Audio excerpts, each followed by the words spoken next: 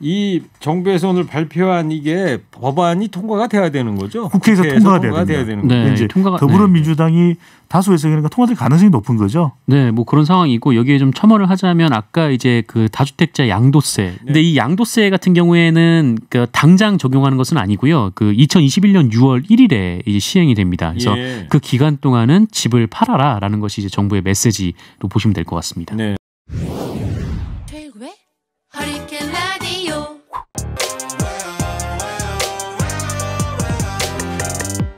무거운 녀석들 가벼운 뉴스는 가라. 무게 있는 뉴스만 골라서 전해드립니다. 무거운 녀석들 무게 있는 뉴스 전해줄 무거운 녀석 두 분 나왔습니다. 뚱커벨 인사이트K 배종찬 소장 어서 오세요. 안녕하십니까. 뚱블리 시사다 전문 정상 기자 나왔습니다. 네, 안녕하십니까. 네. 자, 코너 끝에 방송만 잘 듣고 계시면 금세 맞힐 수 있는 무게 있는 퀴즈 중간에 드립니다. 오늘도 청취자 여러분 커피 쿠폰 많이 준비해놨으니까요. 많이들 참여해 주시기 바랍니다. 두 분이 전해줄 무거운 뉴스 잘 들어보시기 바랍니다. 자, 지금 문자 상에도 많은 청취자들께서 박원순 시장의 명복을 빈다. 네, 많이들 보내주고 계십니다. 이 박원순 서울시장이 실종 7시간 만에 이제 숨진 채 발견됐습니다. 오늘 어제 밤 12시 넘어서면서 그 뉴스 속보가 들어오지 않았습니까? 네, 자정을 아주 조금 넘긴 0시 1분에 이 박원순 시장이 숙정문과 삼천각 사이에서 숨진 채 발견됐다는 경찰의 발표가 있었습니다. 네. 어제 오전에 이 서울시장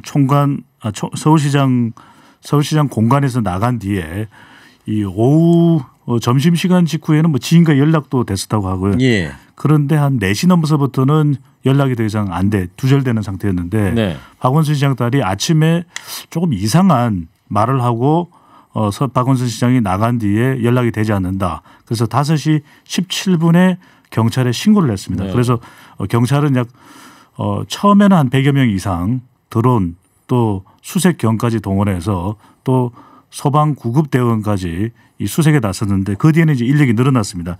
한 7시간여 정도 수색이 되다가 밤 자정 0시를 조금 넘긴 시간에 숙정문과 삼천각 사이에서 숨진 채 발견이 됐습니다. 네, 어디 방송 뉴스 보니까 10시 44분에 공간을 나서는 모습하고 오전요. CCTV 폐쇄로로 그 장면이 쭉 담겨 있더라고요.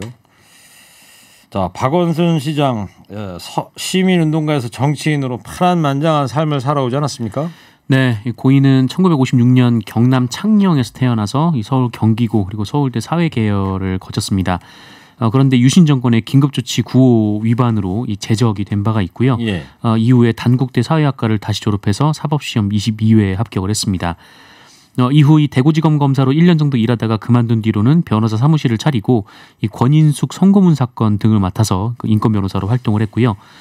이후에는 시민운동에 뛰어들어서 이 대표적인 시민단체 이 참여연대를 만들어서 사무처장을 지내기도 했고, 그리고 이후에 낙선운동, 2000년 16대 총선을 앞두고 낙천운동을 또 주도하기도 했습니다. 그리고 2001년부터는 아름다운 재단, 아름다운 가게 등의 시민단체를 설립해서 기부문화 확산에 또 힘쓰기도 했고요. 2011년 오세훈 전 서울시장의 사퇴 이후 이 서울시장 보궐선거에 출마해서 이 나경원 당시 한나라당 후보를 꺾고 당선이 됐고요. 예. 2014년 선거에서는 정몽준 후보, 2018년 선거에서는 김문수 후보를 꺾고 3연임에 성공해서 올해로 10년째 서울시장으로 일해온 역대 최장 재임 기간을 역임한 서울시장이 됐습니다. 네. 자, 배 소장님 장례 절차 좀 설명해 주세요. 네, 서울대 병원에 이제 빈소가 마련됐습니다. 오늘 새벽 한 3시쯤에 박원순 시장의 이 시신이 이 서울대 병원 장례식장으로 옮겨졌고요. 예. 이 서울특별시장으로 장례식장이 치러지게 될 예정입니다. 13일 날 이제 발인을 하게 되는데요. 서울시청 앞에도 일반인들이 이 조문이 가능한 분향소가 설치된다고 합니다. 예. 내일부터 분향소는 설치가 된다고 하지 않습니까? 자, 서울시의 이제 행정 공백이 이제 없어야 되는데 그래서 이제 권한 대행 체제로 전환이 된 거죠. 네, 이 박원순 시장의 사망에 따라서 보궐선거가 열리는 내년 4월까지 이 서울시는 서정엽 행정부시장에 의한 권한 대행 체제로 운영이 될 예정입니다. 이 서정엽 부시장이 오늘 9시 그리고 10시에 잇따라서 브리핑을 갖고 이 비통한 심정을 금할 길이 없다라면서 이 서울시정은 안전과 복지를 최우선으로 하는 이 박원순 시장의 시정 철학에 따라서 이 중단 없이 국권이 계속돼야 한다라고 말을 했고요. 그리고 이 모든 서울시 공무원이 하나가 돼서 차질 없이 업무를 챙겨 나가겠다라면서 특히 코로나19 상황이 시시각각 엄중한데 이 시민 안전을 지키는 데 부족함이 없도록 모든 노력을 다하겠다라고 밝혔습니다. 네, 뭐 전국이 다 패닉 상태에 지금 빠지는 상황인데 청와대 역시도 디지털 뉴딜 정책을 발표하려다가 그것도 연기해 놓은 상태라고 그러죠. 청와대 반응은 어떻게 나오고 있습니까? 오늘 아침 일찍 한 7시 반 정도에 이 당정이 부동산 대책 이제 협의를 좀 하고 나서 정부에서 그동안 정리된 내용들을 이제 발표를 할 예정이었거든요. 그런데 아침에 일찍 예정됐던 7시 30분 부동산 관련된 당정 협의회는 진행이 되지 못했습니다. 취소가 됐는데 그만큼 정부 관련되는 일정, 당 관련되는 더불어민주당 관련된 일정이 좀 차질을 빚는 그런 상황도 있는데 문재인 대통령은 빈소에 조화를 보내서 애도를 표했습니다. 대체적으로 청와대의 반응은 별다른 구체적인 반응은 나오지 않고요. 애도를 표시하는 그런 흐름으로 나타나고 있는데 노영민 비서실장 그리고 강기정 정무수석이 정확하게 지금 조문을 했는지 여부는 알 수 없는데 조문을 한다고 밝힌 내용이 기사화되고 있습니다. 네. 민주당은 지도부 일정을 모두 취소한 상태죠? 네, 이 민주당 지도부는 비통한 표정인데요. 이 박원순 시장의 사망 소식에 모든 일정을 취소를 했습니다. 그리고 전당대회 선거운동에 본격 돌입을 했던 그 이낙연 의원 그리고 김부겸 전 의원도 모든 일정을 취소하기도 했고요. 이해찬 대표가 이 고인의 빈소를 찾았는데 이해찬 대표는 이 충격적이고 애석하기 그지없다라면서 유가족께 위로의 말씀을 드린다라고 말을 했습니다. 그러면서 본인과 함께 유신 시대부터 민주화 운동을 함께해온 친구라면서 이 성품이 온화하고 너그러우면서도 의지와 강단을 갖춘 외우 내각형이라고 평가를 했습니다. 김태년 원내대표도 참담한 신정이라면서 명복을 빌며 유가족께 심심한 위로의 말씀을 드린다라고 말을 했습니다. 네, 문재인 대통령하고 박원순 시장이 사법연수원 네, 동기더라고요. 네, 오늘 인터넷에 그 젊었을 때 두 분 나란히 서서 사진 찍은 장면 저도 봤는데 미래통합당도 언행에 조심하자 이렇게 나오고 있죠. 정치권에서는 박원순 시장의 사망과 관련해서 특별한 정치적인 발언은 하지 않고 있습니다. 그만큼 조심스러운 것인데 박원순 시장이 또 시민 활동가로서 운동가로서 상당히 우리 사회에 많은 또 기여를 했었고 또 최장수 시장으로서 행정가로서 탈바꿈에서 또 대체적으로 성공적이었다는 평을 받고 있었거든요. 그런 만큼 정치적인 평가를 하거나 분석을 내놓는 일에는 매우 신중한 분위기입니다. 어떤 방식으로 원내대표 또는 김종인 비대위원장 조문을 할지에 대해서는 아직 구체적으로 나타나지는 않고 있는데 상당히 언행에 신중한 양상으로 나타나고 있습니다. 그저께 박원순 시장과 관련해서 이제 성추행 고소가 있었는데 일단 경찰은 이 사건을 이제 종결을 했죠. 네, 어제 SBS에 따르면 이 박원순 서울시장의 실종 소식이 알려지기 전인 이 그제 밤에 이 박원순 시장에 대한 성추행 관련 고소장이 경찰에 접수가 됐다라고 합니다. 고소한 사람은 박원순 시장의 전직 비서로 알려졌고요. 이 서울시청에서 근무를 했었다라고 하고요. 고소장에는 성추행 피해 정황을 상세히 기술한 것으로 전해졌다라고 하고 이 고소인은 비서로 일하기 시작한 이후에 성추행이 이어져 왔다라고 진술을 했고 또 더 피해자가 있다라는 주장도 했다고 합니다. 이제 다만 이것이 이제 박원순 시장의 사망 원인과 연관이 있는지 좀 그것은 확신할 수는 없는 상황인데요. 네. 시간 순으로 그렇다라는 것이지 인과관계는 아직 밝혀지지 않았습니다. 경찰은 피고소인인 박원순 시장이 사망함에 따라서 공소권 없음으로 사건을 불기소 처분할 것으로 보입니다. 서울시는 이 피의 사실과 관련된 사항은 아직 알지 못하고 검토를 못했다라고 밝혔습니다. 네, 다시 한번 삼가 고인의 명복을 빌겠습니다.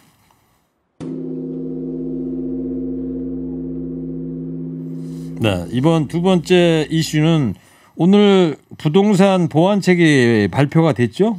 네. 자, 제일 중요한 핵심이 종부세인데 종부세 어떻게 한다고 그러는 거죠? 종합부동산세는 이제 중과세하는 결정이 내려졌습니다. 그동안 이 부동산 정책과 관련해서는 또 상당히 여론에 미치는 영향이 컸었거든요. 특히 이제 대통령의 지지층인 30대도 영향을 받을 정도로 상당한 타격이 되는 상황이었었는데 오늘 정부와 여당이 종합부동산세 강화로 결론을 내리면서 관련 내용을 발표를 했습니다. 홍남기 부총리와 이제 김현미 국토부 장관을 거쳐서 이제 발표가 된 내용인데요. 다주택자는 종부세, 종합부동산세입니다. 중과세율이 상향 조정됐습니다. 어떻게 기존의 정책 방향은 3.2%가 최대였는데 이것을 한 4% 정도 최대로 인상하는 것으로 모아졌었는데 이번에 발표된 내용은 최대 6% 인상입니다. 6% 그러니까 최대. 기존보다 3.2%니까 거의 2배 가까이 인상되는 것이니까 실제 아주 고가 주택인 20억, 30억 또 50억 이상의 주택에 대해서는 아주 무거운 세금이 이제는 적용이 되는 것입니다. 네. 이 외에도 그동안 이제 투기 방법 중에 하나가 집을 사고 난 이후에 아파트를 특히 사고 난 이후에 단기간 내에 차익을 남기고 파는 경우가 많았거든요. 좀 투기의 전형적인 양상을 보여왔는데 단기 거래 양도세 이 양도소득세도 대폭 인상을 하는 것으로 결정이 됐습니다. 1년 미만 이 단기 보유주택을 이제 거래 판매하는 경우에는 기존의 40%의 양도세율에서 2배까지는 아닙니다. 처음에는 이것도 한 80% 정도가 이야기 됐었는데 네. 야 그러면은 사실 이거 뭐 1년 내에 부동산 거래가 거의 안 이루어지는 경우들이 많다. 그렇게 되면 이게 이제 부동산 공급에도 조금 문제가 될 수 있거든요. 네. 새로 짓지 않는 이상. 그러다 보니까 목표를 했던 것은 80%였는데 기존보다는 대폭 올라갔습니다. 기존의 40%에서 70%로 양도소득세. 양도소득 1년 미만 보유한 경우입니다. 70%다. 네. 그 외에도 이제 다주택자의 경우에는 취득세도 이제 대폭 인상하는. 그래서 주로 이것이 종합부동산세이기는 하지만 다주택자에게 초점이 집중적으로 모아지는 그런 대책이었습니다. 특히 이제 그동안 계속 논란이 되어왔던 것 중에 하나가 법인 등록 임대사업자의 경우에는 종합부동산세가 약간 제외되는 또 적용되지 않는 상황이 되면서 상당한 특혜를 누렸다 이런 또 지적이 있었거든요. 예. 그런 만큼 등록 임대사업자 제도도 보완하는 결정이 내려졌고요. 마지막으로 이제 좀 공급도 확대돼야 되는데 공급 확대가 참 쉽지는 않습니다. 그렇죠. 그러다 땅이 보니까 뭐 없으니까. 네. 이제 신혼 부부의 경우 또 이제 생애 최초 주택을 구입하는 경우에는 이게 충분히 재원이 마련되지 않는 경우가 많거든요. 그런데 이제 이런 경우에는 좀 대출을 잘 받을 수 있도록 생애 최초 신혼부부 소득 자격은 완화하는 결정으로 종합 부동산세 관련해서 부동산 보완책이 발표됐습니다. 이 작년에 아까 제가 자료를 찾다 보니까 작년에 주택 종부세 납부자가 우리나라에 51만 1,000명인데 전체 인구 대비 1%라는 거예요. 네. 그 종부세 중과세율이 적용되는 다주택자는 또 0.4%에 불과하다는 거고. 네, 그렇습니다. 네, 그래서 실제 적용되는 경우는 많지 않음에도 불구하고 사실 뭐 많지 않다고 또 기준을 정하는 것은 어떨지 모르겠지만 대부분 심리적인 요인도 상당히 컸던 겁니다. 그러니까 네. 앞으로 살 사람이든지 아니면 나에게는 적용되지 않지만 왠지 많은 세금이 부과되는 듯한 그런 심리적인 이 자극과 또 영향도 상당히 줬던 것으로 보입니다. 네. 이 정부에서 오늘 발표한 이게 법안이 통과가 돼야 되는 거죠? 국회에서 통과가 돼야 돼야 됩니다. 되는 거죠. 네, 이제 통과가- 더불어민주당이 다수에서 그러니까 통과될 가능성이 높은 거죠. 네, 뭐 그런 상황이고 여기에 좀 첨언을 하자면 아까 이제 그 다주택자 양도세 네. 이 굉장히 좀 중요한 얘기인데요. 양도세 네. 중요합니까? 밑줄 쳐야 될 네, 것 밑줄 같아요. 쳐야 되고 이제 별표를 해야 되는데 별 달아요? 네. 양도세니까 2개. 2개. 네. 사고 팔고. 네, 그렇습니다. 근데 이 양도세 같은 경우에는 그 당장 적용하는 것은 아니고요. 그 2021년 6월 1일에 이제 시행이 됩니다. 그래서 예. 그 기간 동안은 집을 팔아라라는 것이 이제 정부의 메시지로 보시면 될 것 같습니다. 네. 그 아까 저 배 수장이 임대사업자 네. 얘기도 했는데 이것도 좀 개편을 하기로 좀 더 구체적으로 얘기 들어볼까요? 이제 임대사업자 같은 경우에는 이제 세원 포착에 잡히지 않는 경우가 많았거든요. 왜냐하면 네.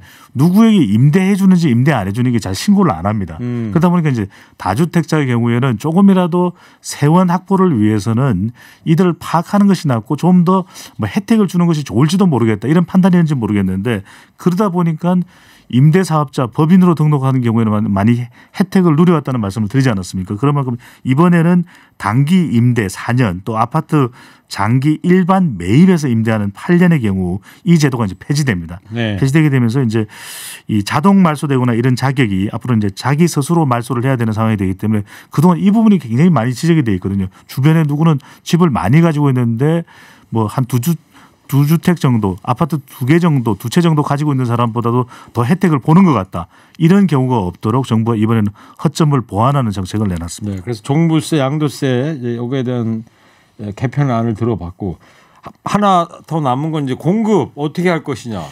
아직 공급 대책은 발표가 되지 않았는데요. 아까 말씀하신 대로 뭐 아직 뭐 박원순 시장과 원래 이제 그 그린벨트 관련해서 좀 논의를 하고 있었는데 그러니까 지금 말이에요. 박원순 시장이 사망한 상황이어서 일단 이 공급 대책은 이번에 포함되지 않고 또 추후 발표가 될 것으로 예상이 되고 있고요. 네. 다만 이 정부가 그 실수요자들을 위한 주택 공급을 확대하기 위해서 경제부총리가 주재하고 또 관계부처 장관 그리고 지방자치단체가 참여를 하는 이 주택 공급 확대 범정부 TF를 구성하기로 했습니다. 네.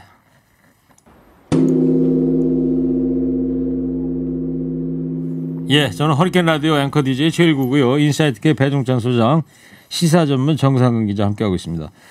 자, 북미 대화 관련 이야기 좀 해보려고 그러는데 마이크 폼페이오 미 국무장관이 북한과 대화 희망한다 밝혔어요.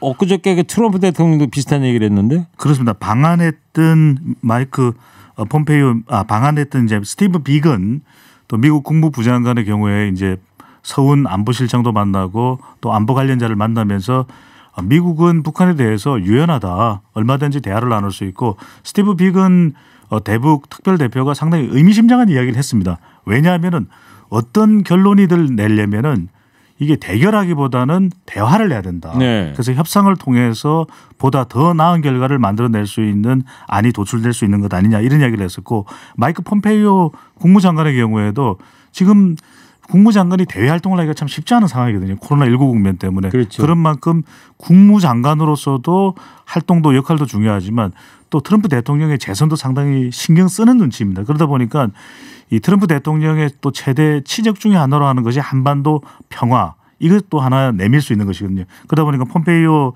국무장관도 북한과 대화를 희망한다. 물밑 협상을 좀 하면 좋지 않겠느냐 이런 발언을 했고 트럼프 대통령이 사실은 결정적인 이야기를 했습니다. 도움이 된다면이라고 하는 전제를 두기는 했지만 예. 그럼에도 불구하고 대선 전에 이 북미, 미북 3차 정상회담도 가능할 것이라고 하는 이야기를 내놓으면서 북미 관계 좀 진전되는 것 아니냐 이런 좀 기대감을 또 가질 수 있도록 또 만들었습니다. 그런데 이제 미국 측은 뭐 그런 메시지를 내고 있지만 당사자인 북한은 뭐 만나볼 필요 없다 이렇게 단언하고 있는 거 아니에요 지금 김여정 부부장이? 네, 오늘 새벽에 김여정 노동당 제1부부장이 담화를 발표를 했는데 여기에 보면은 그 올해 안에 이 북미 정상회담 성사 가능성에 이 회의적 입장이다라는 입장을 내비쳤습니다. 다만 이제 개인 생각임을 전제로 했는데. 이 북미 정상회담이 올해는 일어나지 않을 것이라면서 북미 정상회담은 미국 측에나 필요한 일이라고 한 거고요. 네. 그러면서 이 미국의 결정적인 입장 변화가 없는 한 북미 정상회담은 북한에 무익하다라고 했습니다. 근데 뭐 이 말은 뭐 역으로 보면 그 미국의 결정적인 입장 변화가 있다면 뭐 대화를 할 수 있다 뭐 이런 말이라는 해석도 있고요. 예. 실제로 이 김여정 부부장이 이 북미 정상의 결심에 따라서 어떤 일이 일어날지 모른다라며 여지를 남기기도 했고 또 결코 비핵화를 하지 않겠다는 게 아니라 지금은 하지 못하는 것이라면서 이 비핵화를 실현하자면 미국 측에 많은 변화가 필요하다라는 점을 강조하기도 했습니다. 그렇지. 그러면서 이 트럼프 대통령에 대한 김정은 위원장의 개인적 감정은 굳건하다라면서 이 김정은 위원장이 이 트럼프 대통령의 재선 가도에 좋은 성과가 있기를 기원한다.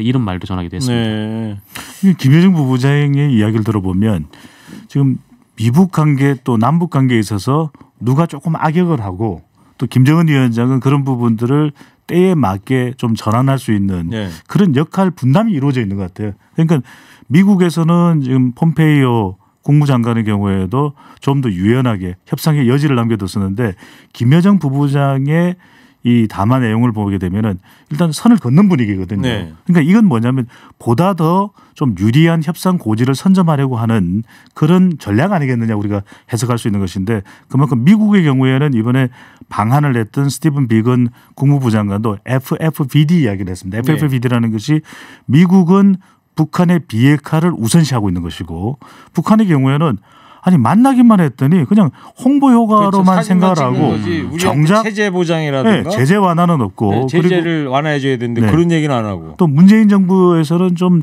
자주적으로 또 기대하고 있는 개성공단이나 금강산 관광의 경우에도 지금 워킹 그룹이 있기 때문에 오히려 이런 좀 진전된 결과를 못 가져온다라고 평가하는 것이 김여정 부부장을 비롯해서 또 북한의 강성 또 세력으로 볼 수가 있는 것이거든요. 예. 그런 만큼 이런 내용을 보면은 담화문 내용 발표하는 내용을 보면은 아주 강경한데 또 여지를 남겨둡니다. 네. 김정은 위원장과 이 트럼프 대통령과의 관계는 굳건하다. 그러니까 뭔가 좀 이렇게 서로 강성 모드로 미국도 때로는 가고 북한도 가면서 어느 순간인가는 좀 깜짝 놀랄 만한 이벤트를 만들어낼 수도 있는 것 아닌가 기대감을 좀 한번 가져봅니다. 그래요. 폼페이오 미국 국무장관도 다 또 무겁당 아닙니까 거기도? 묵직하죠. 네. 배 소장님하고 덩치가 비슷하지 않을 것 같아요. 비슷할 것 같은데. 분간을 못할 수도 있을 것 같아요. 뒷모습은. 얼마 전에 그 스티븐 비건 그 부장관이 이 한국에서 닭 한 마리 먹는 모습이 화제가 되지 않았습니까? 그렇죠. 근데 그 맛을 잊지 못하고 이 미국에서도 이제 특별 주문으로 해먹었다라는 또 소식이 또 전해지기도 했습니다. 그 배달 시켰어요 미국에서? 배달시킨 건 아니라 이제 식당에서 이제 부탁을 하는 레시피를 좀 알아다가 좀 그랬다고 하네요. 그랬군요. 그래도 치맥이죠. 치맥. 이걸 또 비건 국무부 장관도 못 잊을 것 같아요. 알겠습니다. 자, 이제 청취자 여러분 방송만 잘 듣고 계셨으면 금세 맞힐 수 있는 무게 있는 퀴즈 드릴게요. 정부가 오늘 부동산 보완책을 발표했습니다. 투기 근절을 위해서 세금 폭탄이라는 초강수를 던졌는데요. 종부세 최고 세율을 6%로 올리고요. 1년 미만 보유한 주택을 팔 때 부과하는 이것도 상향 조정했습니다. 이게 뭘까요? 뚱커벨 힌트 주세요. 정상 기자. 네. 우리 무거운 녀석들은 뭘 먹을 때도 맛도 있어야지만 양도 많아야 되잖아요. 그렇죠. 네. 그렇죠. 양도 많아야 됩니다. 양도 3배 정도 많아야 되죠. 하여튼 뭐 오늘 금요일이나 정상 기자 이번 주에 최대 그 재미있었던 거는 이제 좌고우면인 것 같아요. 이건 정말 역사에 남을 것 같아요. 네. 감사합니다. 다시 한 번만 설명을 해주시고. 좌고우면 왼쪽에 고기 오른쪽에 냉면. 네. 자, 청취자 여러분 정답 보내주십시오. 50원의 유료 문자 샵 051 TBS 앱 열려 있습니다. 커피 쿠폰 말고요. 다른 선물도 준비되어 있습니다. 두 분 소개해 주세요. 여기까지 오늘 무게 있는 뉴스들 무거운 녀석들이 전해드렸습니다. 인사이트 K 배종찬 소장 시사 전문 정상훈 기자였습니다. 두 분 감사합니다. 무거운 녀석들. 일부 행기의 이야기를 더 듣고 싶다면